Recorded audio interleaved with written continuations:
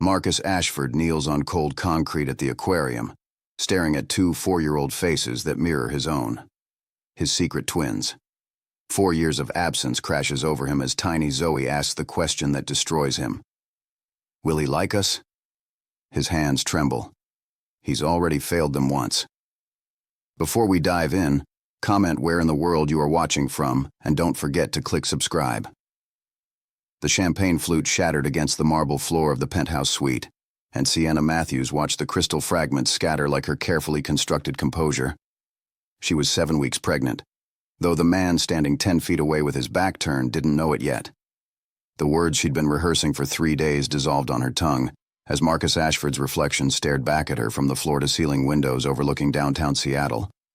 His jaw set in that particular way that meant he'd already made a decision. "I need you to delete my number," he said, his voice flat and corporate, the same tone he probably used to fire underperforming executives at Ashford Industries. This was fun, Sienna, but we both knew what this was. Fun. 6 months of her life reduced to a 3-letter word that tasted like bile. Sienna's hand moved instinctively to her stomach, still flat beneath the silk dress he'd bought her last month in Paris. The dress that now felt like a uniform, a costume for a role she'd apparently misunderstood. What it was, she repeated slowly, tasting each word. Her mother had warned her about men like Marcus, men whose privilege wrapped around them like armor, but Sienna had been so sure she was different, that they were different. And what was it exactly? Marcus finally turned, and for a moment, his perfectly styled blonde hair caught the late afternoon sun streaming through those windows, making him look like some fallen angel. At 34, he'd built a tech empire from the ground up, or at least that's what Forbes claimed. Sienna knew better now. He'd inherited his father's company and simply hadn't destroyed it yet. "Don't make this ugly," he said, and there was something almost pleading in his blue eyes. Almost. "You're a brilliant woman, Sienna. That pitch you made to the development team last month, the one about inclusive AI design, that was genius. You have a future at the company, a real future. But not if we keep doing this." "This," she said again.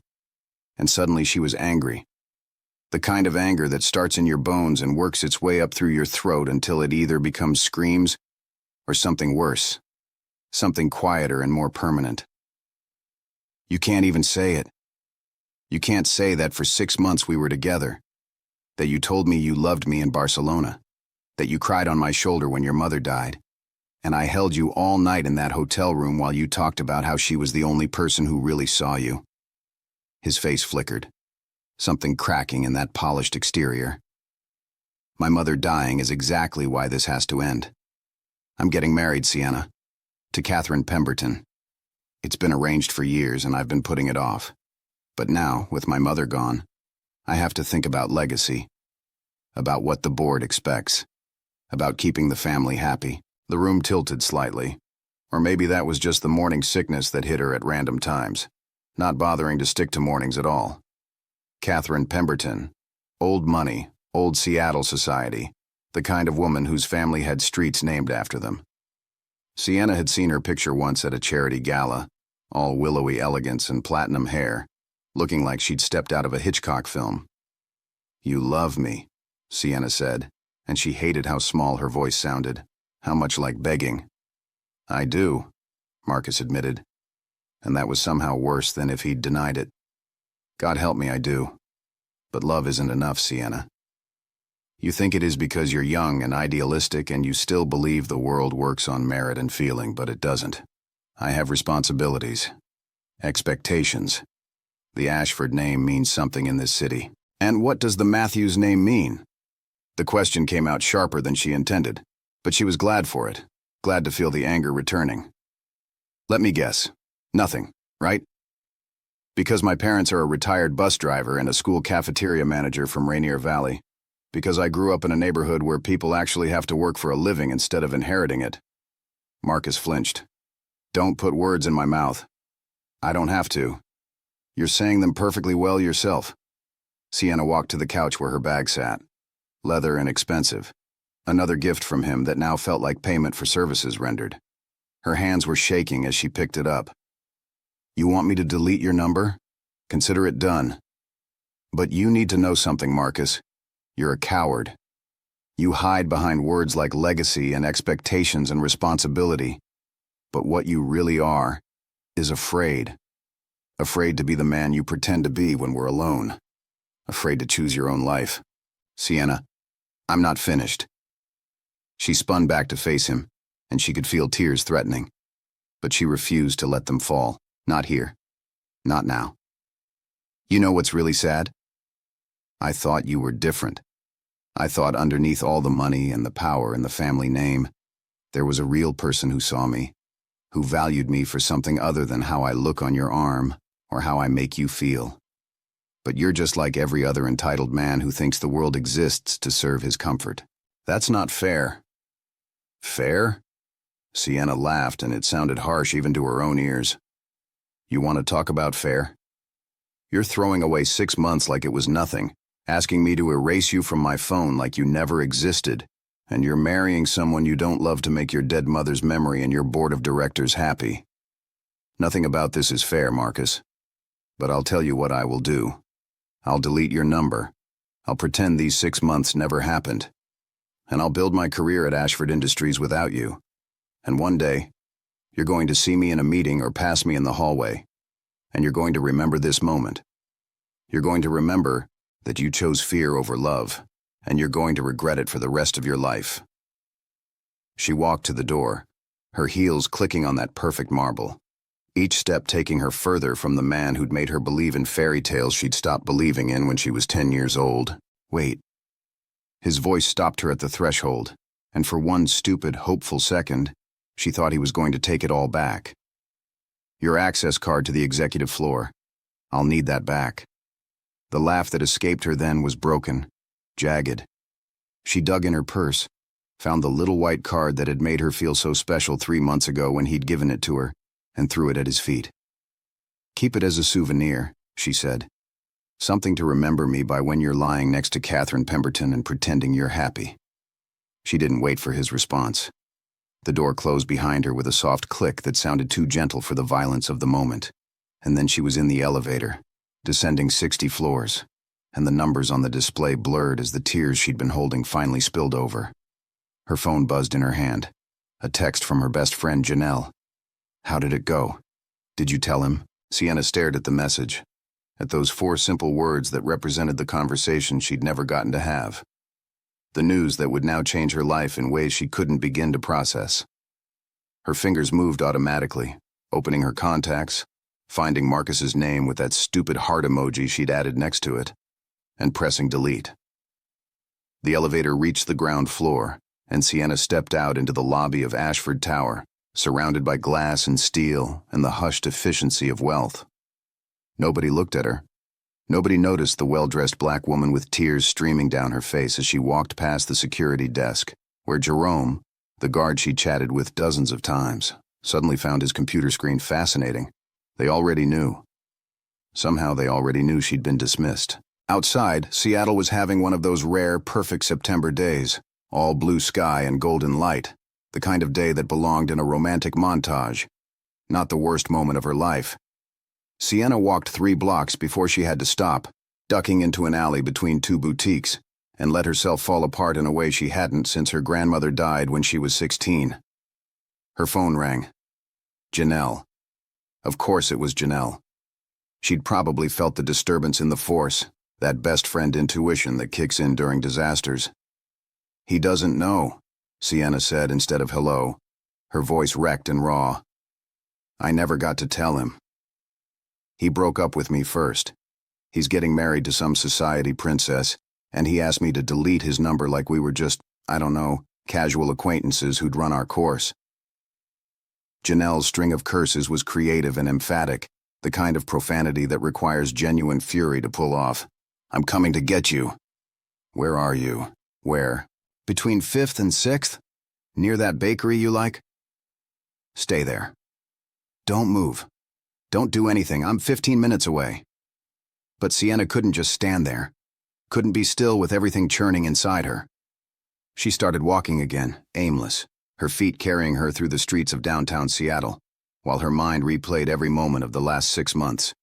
looking for the signs she'd missed, the warnings she'd ignored. Their first meeting had been in the elevator of Ashford Tower, of all the cliché places. She'd been a junior project manager then, barely 3 months into her dream job at one of the most innovative tech companies on the West Coast. He'd gotten in on the 42nd floor, distracted, looking at his phone, and hadn't noticed when he'd dropped his keycard. Sienna had picked it up, tapped him on the shoulder, and when he'd looked up, something had flickered across his face. Something she'd later learned to recognize as genuine surprise. "Thank you," he'd said, taking the card from her hand, and their fingers had touched for just a second, but it was enough.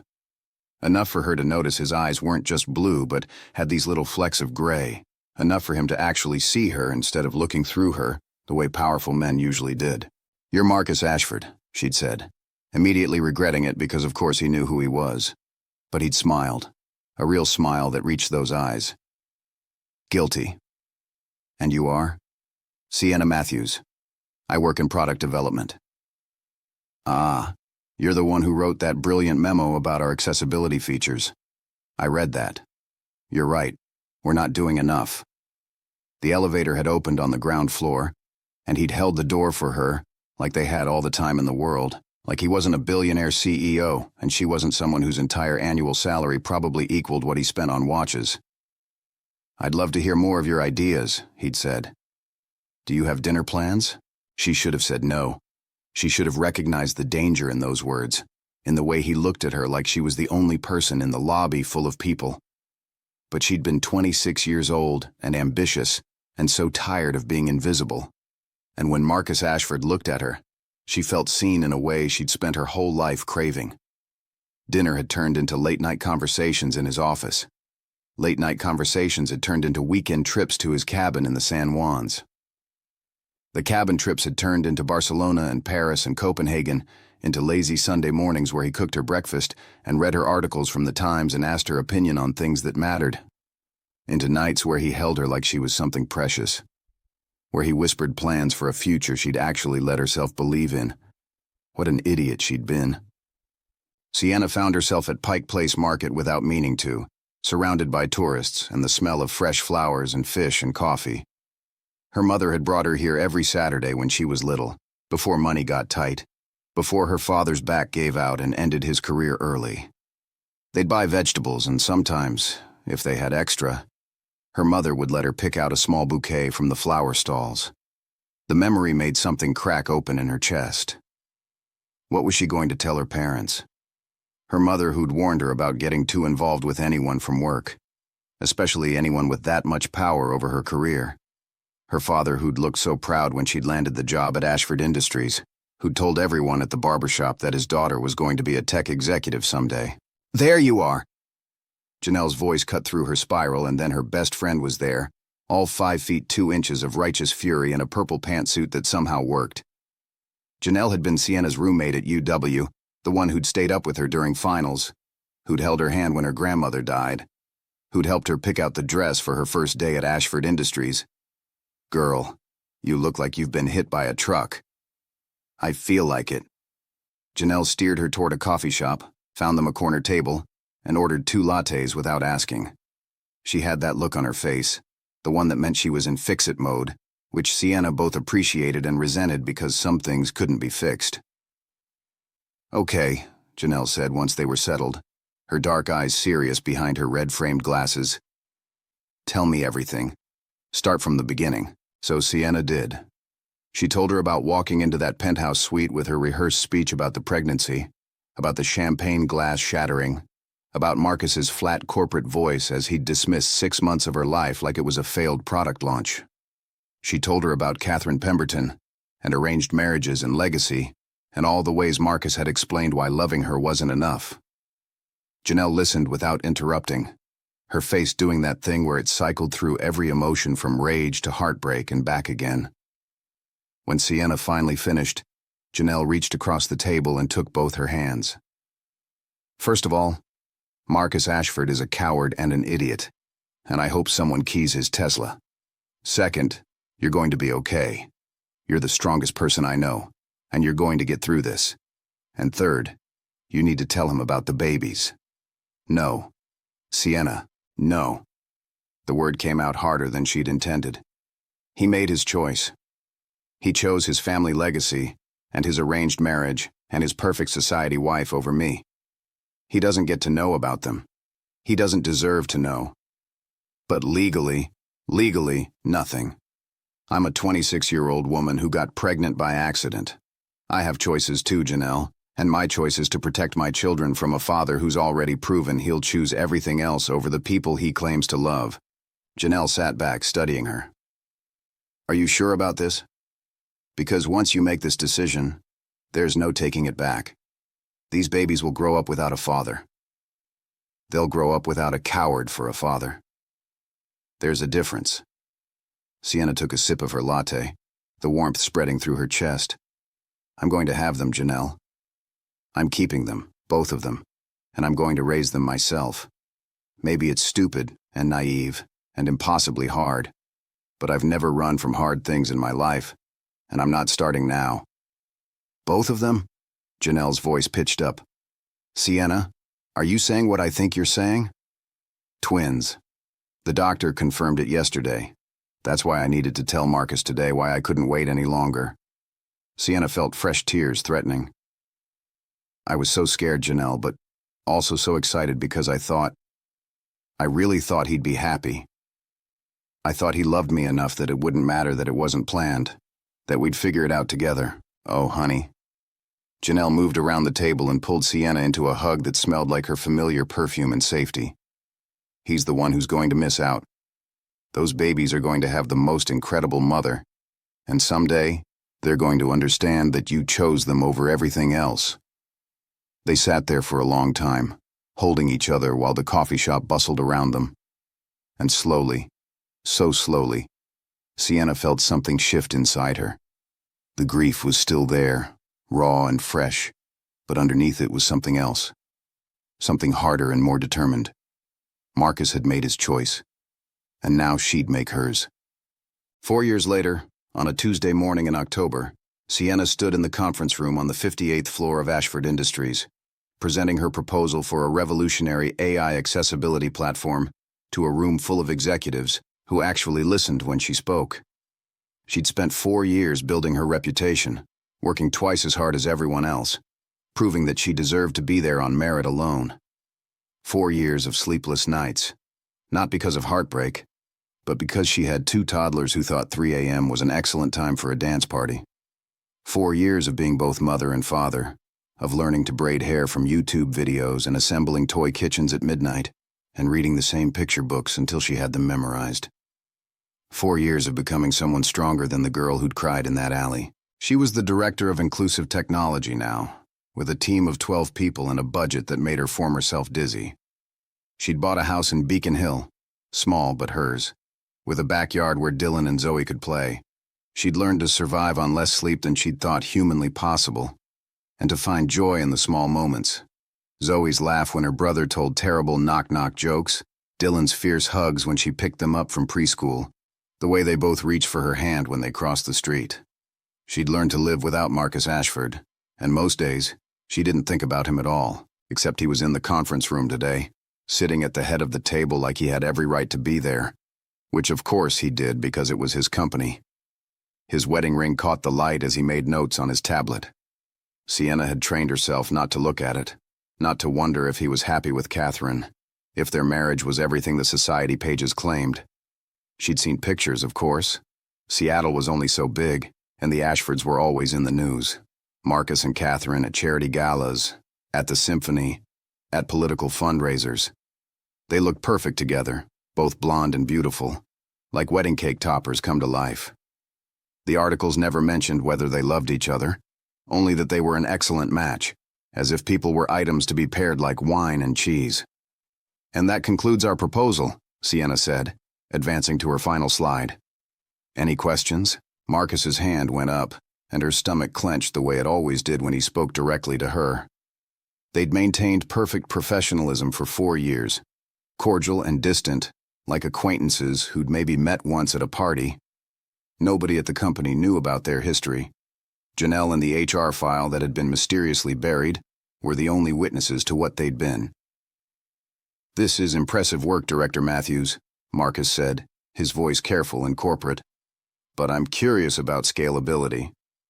How do we ensure this platform works across different languages and cultural contexts without requiring massive infrastructure investment?" It was a good question, the kind of question that showed he'd actually read her proposal instead of just skimming it.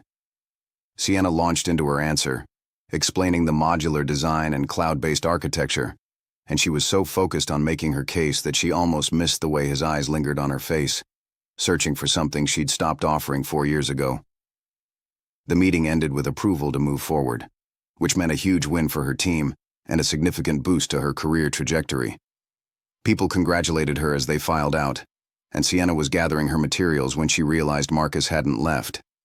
He stood by the window, looking out at the city, his shoulders tense in his expensive suit. "Congratulations," he said without turning. "You've built something remarkable here. Thank you." Sienna kept her voice neutral, professional.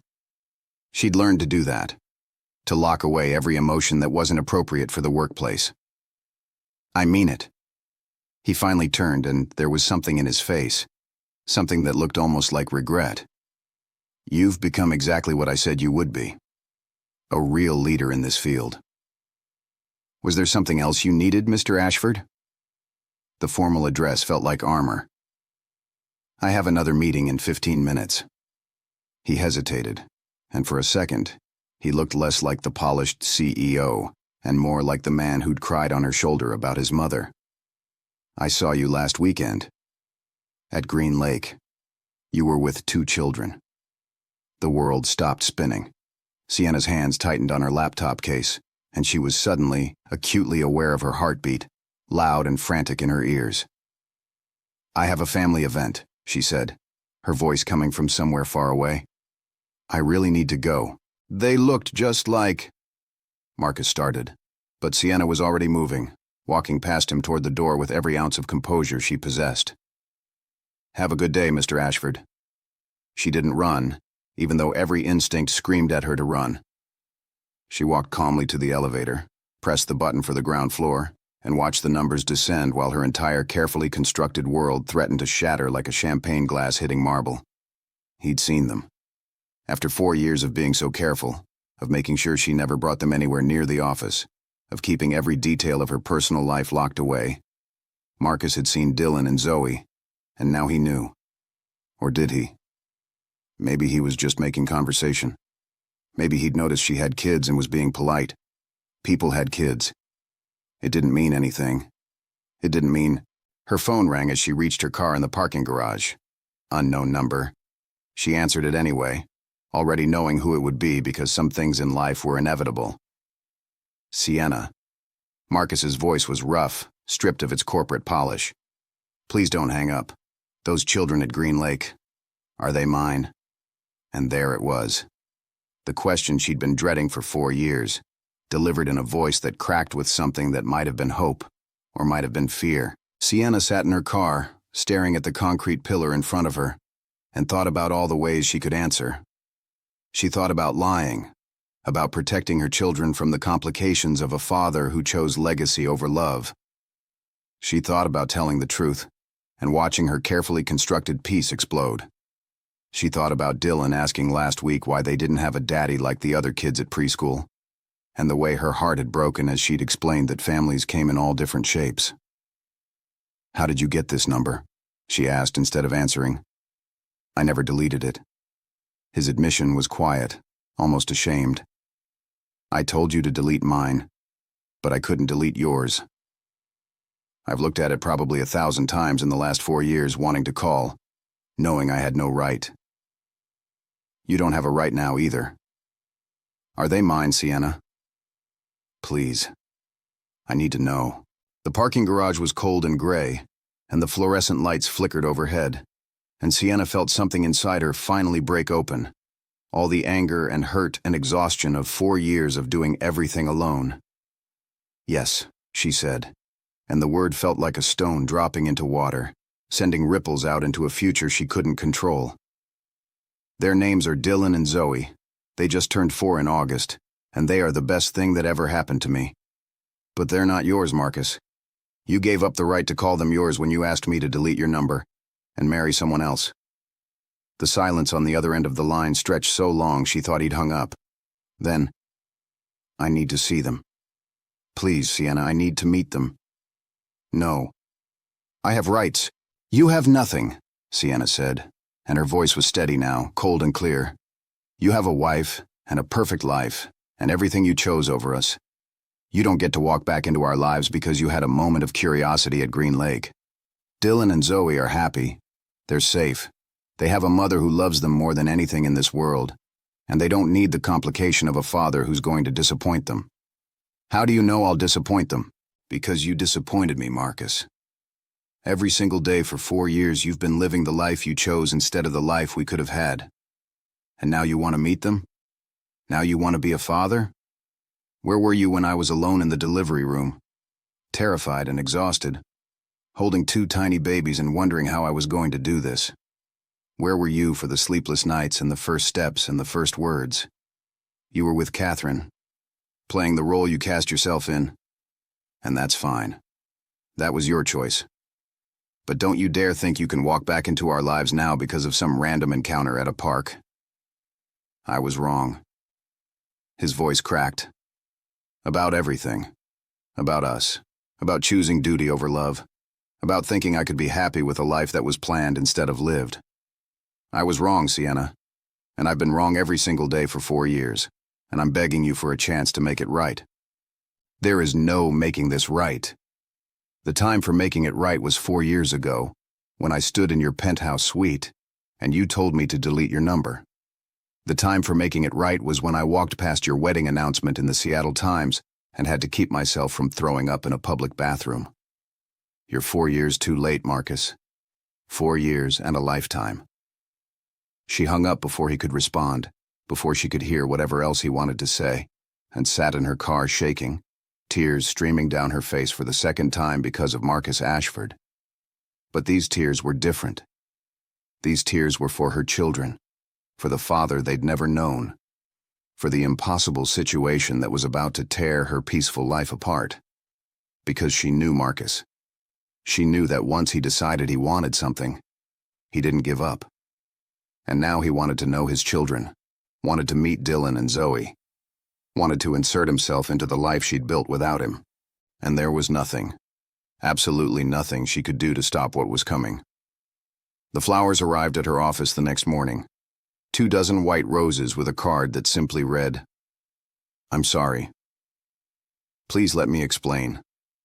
Monsieur Sienna threw them in the trash without reading the card twice, but her assistant Rebecca saw, and within an hour, the entire 58th floor was buzzing with speculation about who was sending the director of inclusive technology romantic gestures. By noon, 3 more bouquets had arrived. By 3 o'clock, her office looked like a funeral home, and Sienna had stopped even opening the cards. She knew what they'd say. Some variation of sorry, some plea for a conversation, some promise that this time would be different. But Marcus didn't understand that she didn't want flowers. She wanted the 4 years back.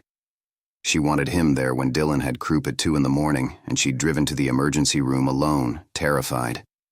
She wanted him there when Zoe took her first steps at 11 months, and Sienna had cried because there was nobody to share the moment with except her phone camera.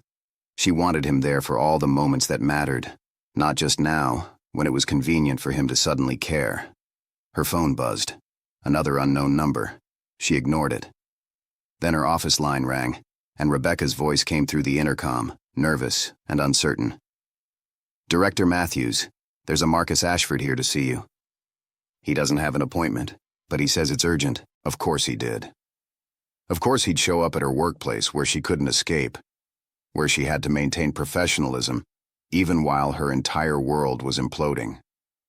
Sienna closed her eyes and counted to 10, then 20, then gave up on counting altogether. Send him in. Marcus looked terrible, which gave her a small, petty satisfaction. His hair was disheveled, his tie slightly crooked, and there were shadows under his eyes that suggested he'd slept about as well as she had. He closed the door behind him and stood there, uncertain in a way she'd never seen him be uncertain about anything. "Thank you for seeing me. You didn't give me much choice." Sienna gestured to the flowers crowding every available surface. Subtle, by the way. I needed you to know I was serious. He took a step closer, then seemed to think better of it. Sienna, I need to meet them. Dylan and Zoe. I need to know my children. They're not your children, Marcus. They're mine. You contributed DNA 4 years ago, but that doesn't make you a father. Being a father means showing up. It means 3 a.m. fevers and terrible twos and reading the same bedtime story 17 times because they won't go to sleep without it. It means sacrifice and exhaustion and putting someone else's needs before your own every single day. You don't get to skip all of that and walk in now claiming rights. I know. His voice was rough. I know I have no right to ask for anything, but I'm asking anyway. Not for me, for them. They deserve to know they have a father who wants to be in their lives. Do they? Sienna stood, needing the power that came with not sitting while he stood. Do they deserve to have their lives disrupted by a man who's married to someone else? Do they deserve to meet you and bond with you and then have you disappear again when it gets too complicated? Because that's what's going to happen, Marcus. You're going to realize how hard this is, how messy and complicated and inconvenient. And you're going to choose your comfortable life over them, just like you chose it over me. I won't. The certainty in his voice made her angry. I swear to you, Sienna, I won't disappear. I want to be their father. I want to be in their lives for real, permanently. And Catherine? What does she think about all of this? Does she know you have secret children with your former employee? Is she thrilled about the prospect of you playing dad to kids that aren't hers? Something flickered across his face, guilt and pain mixed together. Catherine and I are separated. We have been for 6 months. The marriage was a mistake from the beginning, and we both knew it. We're filing for divorce. The room tilted slightly. Sienna grabbed the edge of her desk. You're getting divorced. Yes. It has nothing to do with you or Dylan and Zoe. It's been coming for a long time. Catherine wants a political career, and she needs a different kind of husband for that. Someone who can play the game better than I can. We were never happy, Sienna. We were never even friends. We were just two people fulfilling obligations, and that's no way to live. So now you're free, and you think you can just slot yourself into our lives like you were always meant to be there. The laugh that escaped her was sharp. It doesn't work like that, Marcus. You can't undo 4 years of absence with flowers and guilt. I know that. He ran his hand through his hair, making it stick up in a way that reminded her painfully of better times. I'm not asking to undo anything. I'm asking for a chance to move forward, to be better, to be the man I should have been 4 years ago when you stood in my penthouse and I threw away the best thing that ever happened to me. I'm not the best thing that happened to you. Dylan and Zoe are, and you don't even know them. Then let me. He moved closer, and she could smell his cologne, the same one he'd worn 4 years ago, and it made her heart ache in ways she'd forgotten were possible. Let me know them, Sienna. Let me be their father. I'm not asking for forgiveness. I'm not even asking for a second chance with you, though God knows I want that more than I've ever wanted anything. I'm just asking to meet my children. One supervised visit. You can be there the whole time. If they don't want to see me again after that, I'll respect it. But please, give me this chance. Sienna stared at him, at the desperation in his blue eyes, and felt something inside her soften, despite every instinct screaming at her to stay hard, stay protected. She thought about Dylan asking about his father, about Zoe drawing pictures at preschool of families with 2 parents and looking sad when she only had one to put on the paper. She thought about the nights she'd lain awake wondering if she was being selfish, keeping them from their father, even if that father had proven himself unworthy. One visit, she heard herself say, and immediately regretted it. This Saturday, at the aquarium. 2 hours. I'll be there the entire time, and if they get uncomfortable or upset, we leave immediately. Understood? Yes. Thank you, Sienna. Thank you. The relief on his face was so profound it hurt to look at. I won't let you down. I won't let them down. You already have, she said quietly. Now you just have to figure out how to make up for it. He left, and Sienna sank into her chair, shaking. What had she just done? What had she just agreed to? She pulled out her phone and called Janelle, who answered on the first ring. Please tell me you did not just agree to let Marcus meet the twins. How did you know? Because I know you, and I know that despite everything he did, you still have a soft heart that wants to believe people can change. Janelle sighed. Are you sure about this? No, but I have to try, right? For Dylan and Zoe. They deserve the chance to know their father even if he's a coward who took 4 years to step up. Just promise me you'll be careful. Don't let him hurt you again. He can't hurt me again, Sienna said, trying to believe it. I'm not that girl anymore. I'm not in love with him anymore. The lie tasted bitter on her tongue, but she told it anyway. To Janelle, to herself, to the universe that seemed determined to keep pulling her back toward Marcus Ashford no matter how far she tried to run. Saturday arrived too quickly and not quickly enough. Sienna dressed Dylan and Zoe in their favorite outfits. Dylan in his dinosaur shirt, and Zoe in her princess dress with the sparkles, and tried to explain who they were about to meet in a way that wouldn't terrify them or get their hopes up too high. So, we have a daddy? Dylan asked, his brown eyes wide. He looked so much like Marcus it hurt. The same sharp jawline starting to emerge even at 4. The same way of tilting his head when he was thinking hard about something. You have a father who wants to meet you, Sienna corrected gently. He's been away, but he'd like to spend some time with you today. You don't have to call him Daddy if you don't want to. You can call him Marcus.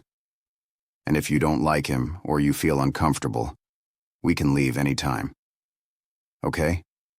Zoe clutched her stuffed whale to her chest. She had Sienna's eyes and cheekbones, but Marcus's hair, blonde and perfectly straight, falling to her shoulders. Will he like us?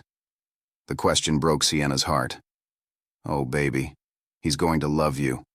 Both of you. How could he not?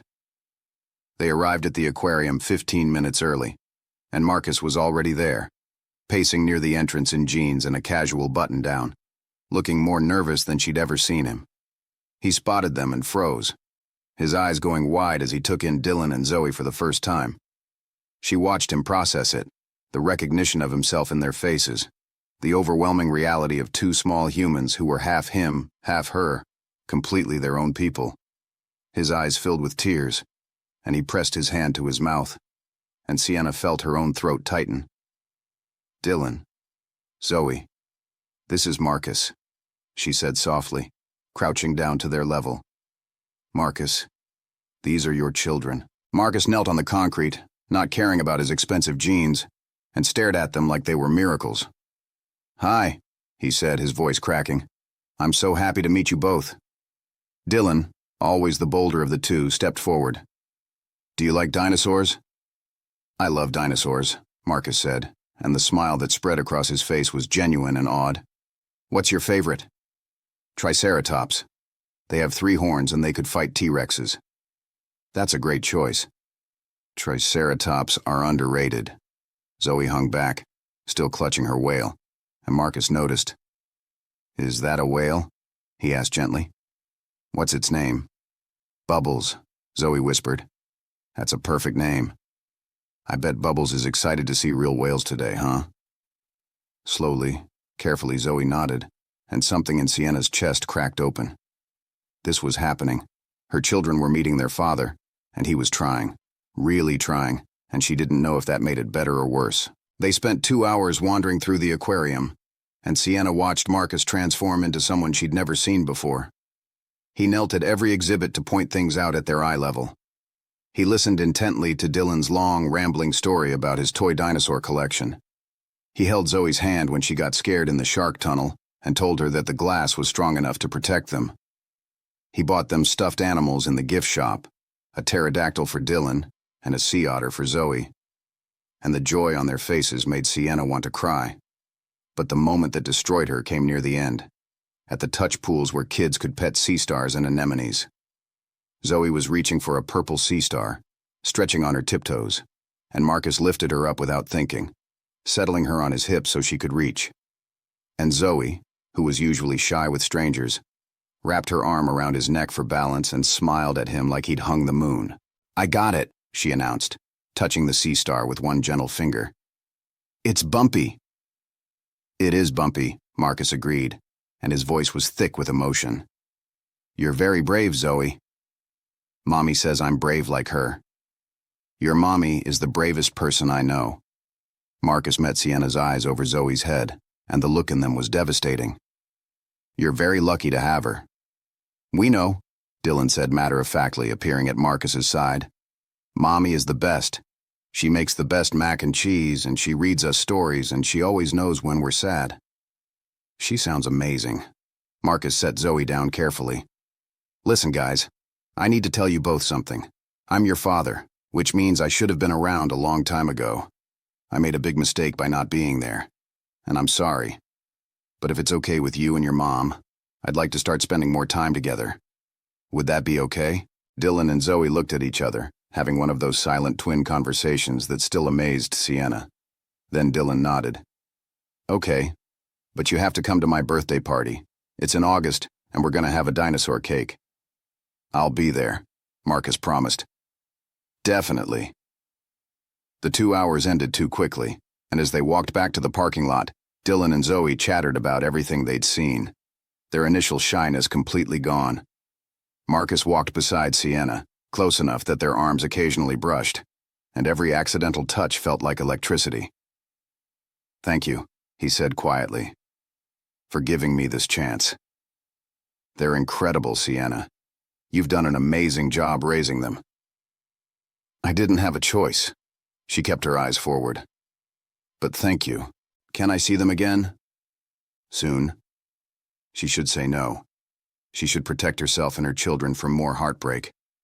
But Dylan and Zoe were already asking when they'd see Marcus again, already talking about showing him their room and their toys, and she couldn't take that away from them. "Next Saturday," she said. "You can come to the house. For dinner. Nothing fancy, just us." Just us sounds perfect. The next Saturday, Marcus arrived at 6 sharp with flowers for Sienna that she definitely wasn't going to keep, and with more dinosaur toys for Dylan and art supplies for Zoe. The twins dragged him on a tour of their small house, showing him everything with the unself-conscious enthusiasm of 4-year-olds. He admired Dylan's dinosaur collection and Zoe's drawings covering the refrigerator. He sat on their beds and listened to them explain the complex social dynamics of preschool. He told them stories about when he was little, making them laugh with tales of his childhood misadventures. Sienna made spaghetti and watched from the kitchen as Marcus helped the twins set the table, teaching them how to fold napkins into fancy shapes. He fit into their life too easily, filling a space she hadn't realized was still empty, and it terrified her. Over dinner, which was chaotic and messy and perfect, she saw glimpses of what their life could have been if he'd made different choices 4 years ago.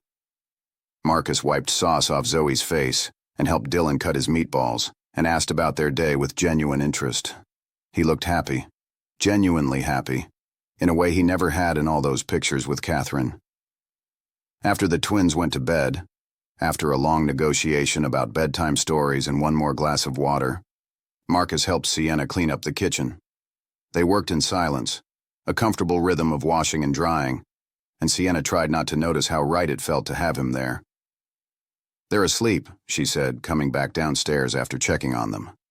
"Thank you for tonight. They had a great time. So did I." Marcus dried his hands on a dish towel. "Sienna, can we talk? Really talk. I don't know if that's a good idea. Please. I need to say some things, and I need you to hear them." She should say no. She should protect herself. But she'd never been good at protecting herself from Marcus Ashford. So she nodded and led him to the living room, curling up on one end of the couch while he sat on the other, maintaining careful distance. "I've spent 4 years hating myself," Marcus began, staring at his hands. "Every day, I thought about you. Every day I wondered what you were doing, if you were happy, if you'd found someone who deserved you. I told myself I'd done the right thing, that I'd saved you from a complicated life. But I knew I was lying. I was a coward, Sienna. You were right about that. I was afraid to disappoint my family, afraid to go against expectations, afraid to choose love over duty. And in trying to avoid one disappointment, I created a much bigger one. Why are you telling me this? Because I need you to understand that letting you go was the biggest mistake of my life. Not just because of Dylan and Zoe, although knowing I missed 4 years of their lives kills me, but because I was in love with you, and I threw that away for a marriage that was dead before it began. Catherine and I were miserable from day one. We slept in separate rooms. We barely spoke unless we had to appear together in public. She had her life, and I had mine. And we were just two strangers living in the same house, going through the motions. I don't need to hear about your marriage. Sienna's voice was sharper than she intended. That was your choice. It was. You're right, and I'm not telling you this for sympathy. I'm telling you because I want you to know that I paid for my choice every single day. And when I saw you and the twins at Green Lake, when I realized what I'd given up, it destroyed me. I've been trying to figure out how to fix this, how to make it right. And I know I can't. I know I can't undo 4 years. But I can be here now. I can be the father Dylan and Zoe deserve. And if you'll let me, I can try to earn back even a fraction of what I threw away with you. Sienna felt tears threatening. Marcus, I spent 4 years building a life without you. I learned to be strong on my own. I learned to be both mother and father. I learned to be happy without you. And now you're asking me to risk all of that again? I'm not asking you to risk anything. He moved closer, close enough that she could see the desperation in his eyes. I'm asking you to let me prove that I've changed. That I'm not the coward I was 4 years ago. I'm asking for a chance to show you and Dylan and Zoe that I can be the man you needed me to be. And if you can't, if you decide it's too hard or too complicated, do I just explain to my children that their father disappeared again? I won't disappear. He took her hand, and she let him, which was probably a mistake. I swear to you, Sienna, on everything I have, I will never disappear from their lives. From your life, if you'll let me in. I know I don't deserve another chance. I know I should have fought for us 4 years ago. But I'm fighting now. I'm choosing you now. I'm choosing us now. I know I'm late, and I know that might be unforgivable. But I'm begging you anyway. I can't, she whispered, pulling her hand away. I can't go through this again. You can be in Dylan and Zoe's lives. I won't keep them from you. But you and me, that's over. It ended 4 years ago in your penthouse.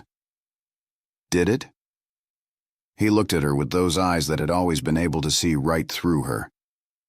Because the way you looked at me tonight when I was reading to Zoe, the way you smiled when Dylan made me laugh, that didn't look like it was over.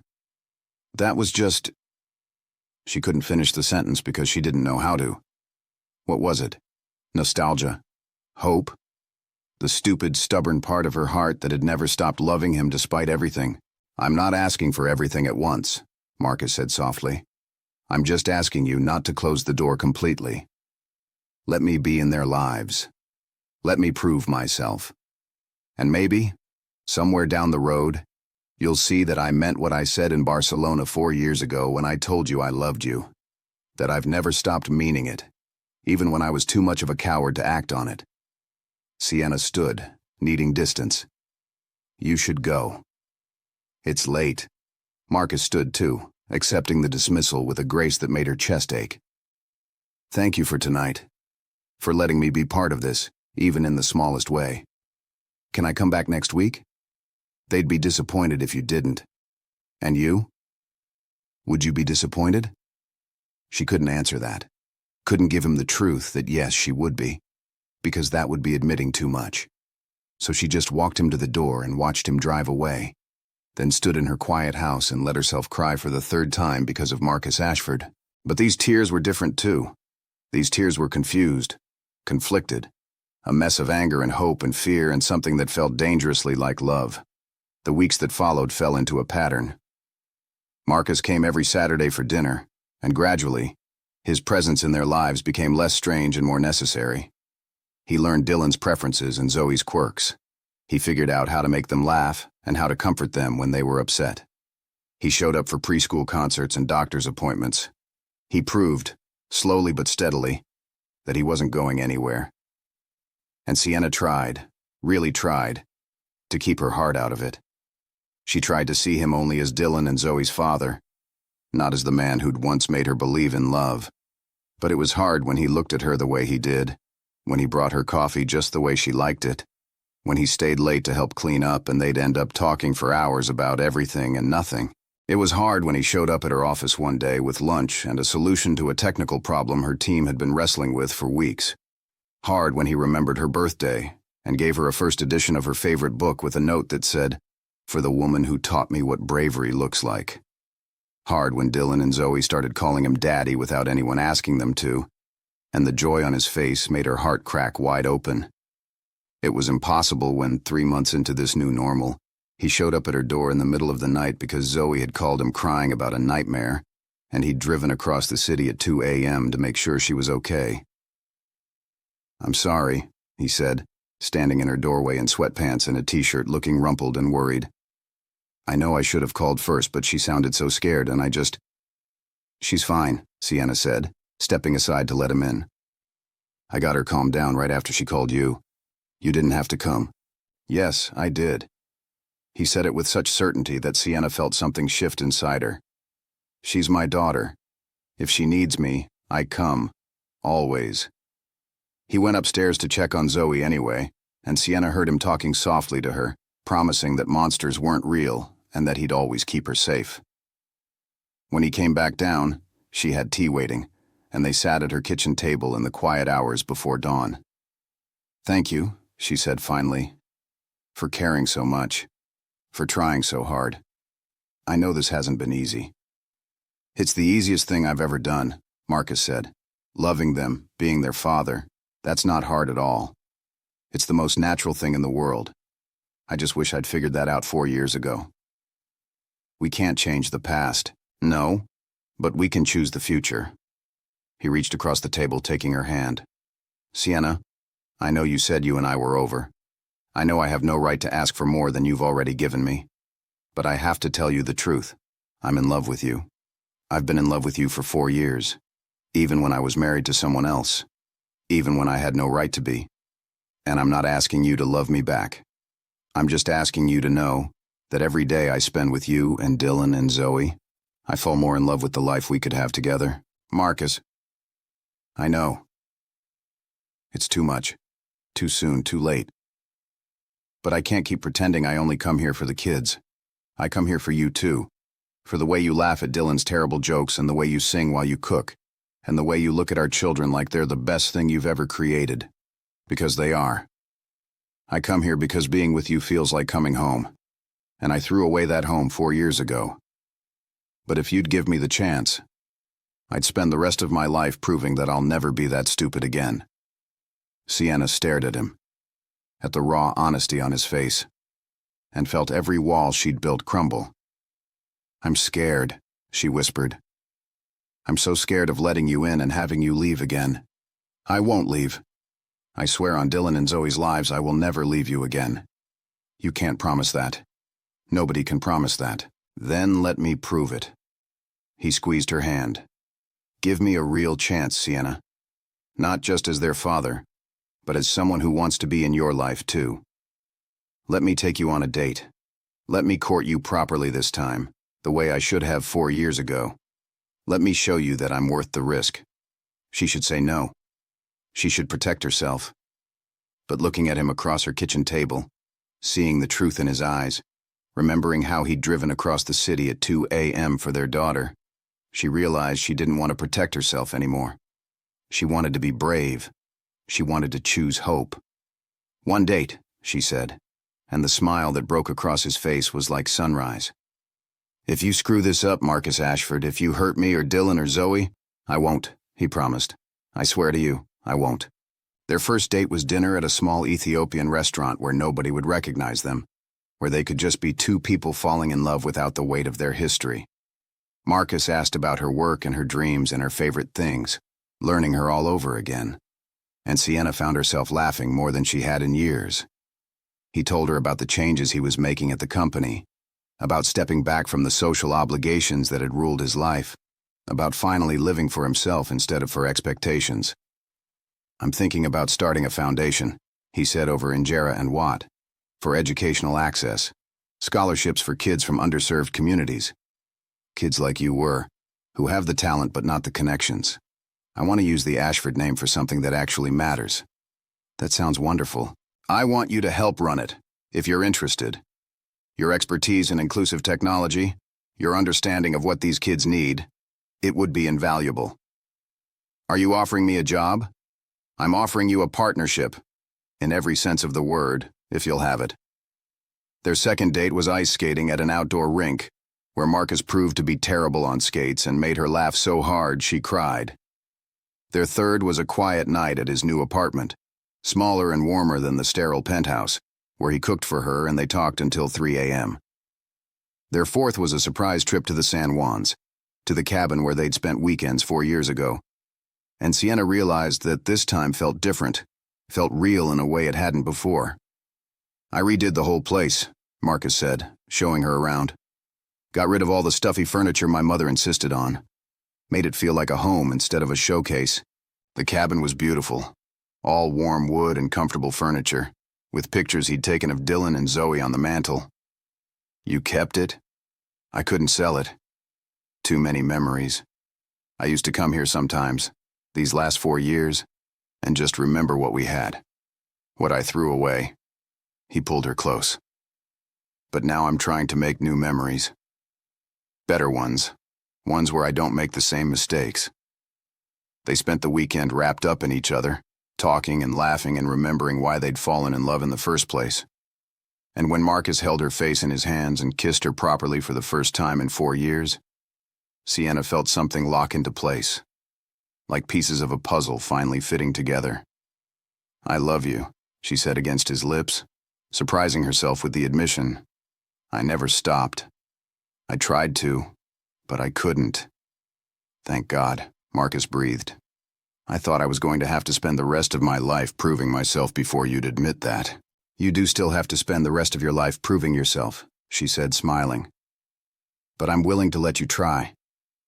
They told Dylan and Zoe carefully, sitting them down and explaining that Marcus wasn't just their father, but was also going to be Mommy's boyfriend, if that was okay with them. The twins looked at each other, had another one of their silent conversations, and then Dylan shrugged. "Okay, but Marcus, you have to live with us now. We don't like it when you leave." "Yeah," Zoe agreed, climbing into Marcus's lap. "You should stay." Marcus looked at Sienna, question in his eyes, and she found herself nodding. "We have a guest room. It's small, but it's yours if you want it, until we figure out something more permanent." "I want it," he said immediately. "I want all of it. Every bit of this chaotic, beautiful life you've built." So Marcus moved into their guest room, which lasted exactly 2 weeks before his things migrated to Sienna's room, and nobody bothered pretending anymore. He became part of their daily routine, making breakfast on weekdays, handling bedtime stories, attending every preschool event like he'd been there from the beginning. He hired a lawyer to formally establish paternity and set up college funds for both kids. He introduced them to his small circle of real friends. Not the society people, but the ones who actually mattered. 6 months after that first aquarium visit, Marcus took Sienna back to the penthouse where he'd broken her heart, now cleaned out and empty, waiting for new owners. "Why are we here?" she asked, uncomfortable with the memories. "Because this is where I lost you, and I wanted to show you something." He led her to the window where he'd stood 4 years ago and pulled a small box from his pocket. "This is where I told you to delete my number and threw away the best thing in my life. And I wanted to come back here and do it right this time." He opened the box, revealing a simple diamond ring, elegant and perfect. "Sienna Matthews, I know I don't deserve you. I know I threw away my chance 4 years ago, but you gave me another one anyway, and I've spent every day trying to be worthy of it. I love you more than I thought it was possible to love anyone. I love the mother you are and the woman you are and the partner you've become. I love the family we've built and the life we share and the way you make me want to be better than I ever thought I could be. Will you marry me?" Will you let me spend the rest of my life making up for the years I lost? Sienna looked at the ring, at the man holding it, at the view of the city where they'd both fought so hard to build something real.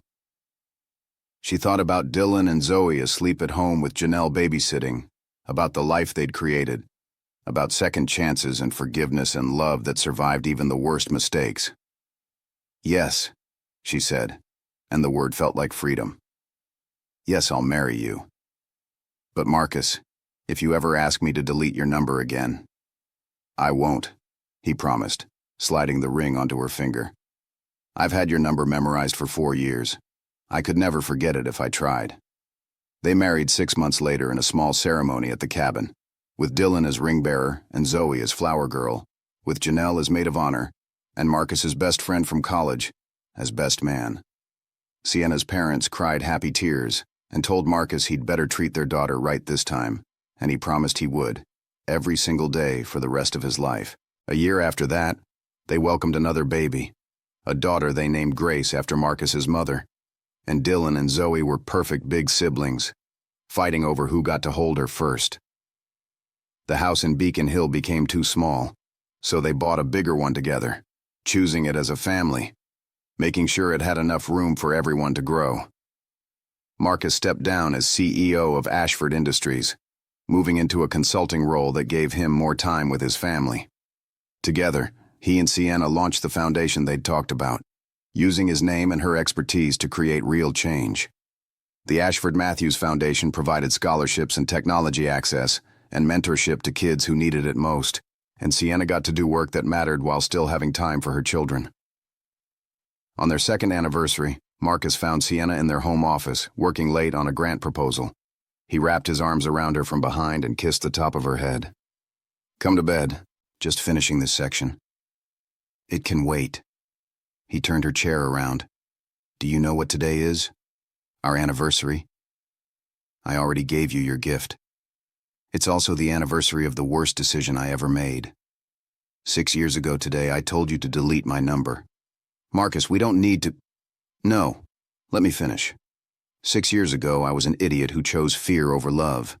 And for 4 years, I lived with that choice, miserable and alone, missing you every single day. And then I got the most miraculous second chance. And I almost didn't take it because I was afraid you'd never forgive me. But you did. You gave me a chance to prove myself, and you let me back into your life, and you married me anyway, despite everything. And I wake up every single day grateful that you did.